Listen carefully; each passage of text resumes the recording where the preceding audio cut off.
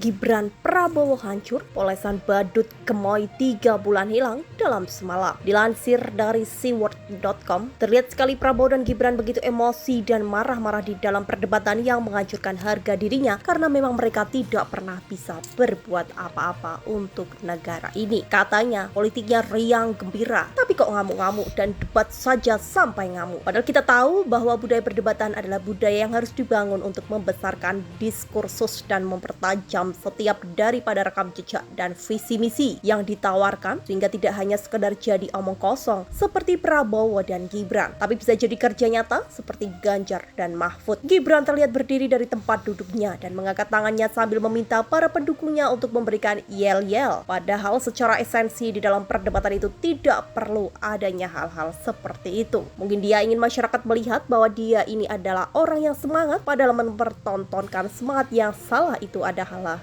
hal yang bodoh. Kelihatan banget Anies Baswedan berhasil memancing kota asli dari Gibran dan Prabowo yang benar-benar emosional dan riang gembiranya mendadak jadi hilang seperti diculik oleh tim mawar. Kita melihat bagaimana Gibran ini justru lebih cocok jadi cheerleaders daripada calon wakil presiden. Awalnya Prabowo ingin mengangkat isu ada, tapi diingat-ingat oleh para pendukungnya untuk tidak mengeluarkan itu karena nantinya akan jadi lebih hancur, lebur, berantakan lagi perdebatan kali ini. Saya tahu bahwa perdebatan tidak membuat orang menjadi berubah pilihan emosionalnya, tapi kita bisa melihat bahwa perdebatan ini bisa menjadi suatu fakta bahwa nanti pemilik emosional akan menyesal kalau memilih orang yang punya rekam jejak penculikan yang bahkan disebut langsung oleh Wiranto sebagai orang yang melakukan penculikan secara inisiatif. Dari hasil perdebatan kemarin itu, melihat bagaimana Prabowo itu harusnya menata emosi dan Gibran juga menata waktu tidurnya supaya bisa lebih malam sedikit. Sudah ngantuk dia, jadi dia ingin yel-yel dari pendukungnya untuk tetap membuat dia melek. Dari sinilah kita memahami bahwa Ganjar Pranowo adalah sosok yang mampu membangun negara ini dengan sangat baik karena dia bisa menata hati dan menata emosi, juga menata kata yang cocok untuk bangsa dan negara ini. Ganjar Pranowo dinilai begitu mencuri panggung karena publik fokus melihat Ganjar Pranowo terlepas dari perdebatan kedua orang ini. Citra yang dibangun selama 3 bulan terakhir ini langsung hancur hanya dalam satu malam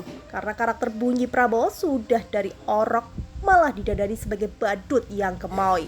Ya, tentu nggak bisa dong. Bayangkan saja, bawaan orang yang sudah 70-an lebih itu harus diubah mendadak seperti badut gemoy. Gibran juga yang lahir dari merupakan orang yang hidup dari uang jajan bapaknya, mendadak disuruh memikirkan rakyat yang harus mencari uang untuk makan sekali hari, untuk bersyukur pun ya tentu tidak bisa. Lain halnya dengan Ganjar Pranowo yang benar-benar membangun bangsa ini dengan baik dan lahir dari orang yang memahami bagaimana susah. Dengan demikian, pemilihan para pemilih di bank boleh ke Ganjar Pranowo agar negara ini bisa lebih baik lagi. Kanan tekanan yang dilakukan oleh Ganjar Pranowo terhadap visi misinya benar-benar luar biasa. Maka dengan demikian, kita harus memilih Ganjar untuk negara yang maju dan aman dan tidak dikuasai oleh penculik. Visi misinya jelas dan tidak perlu diperdebatkan lagi. Tapi kalau mau debat, ya silahkan saja, karena memang Ganjar Pranowo akan siap menjelaskan seluruh hal yang bisa membuat negara ini menjadi maju.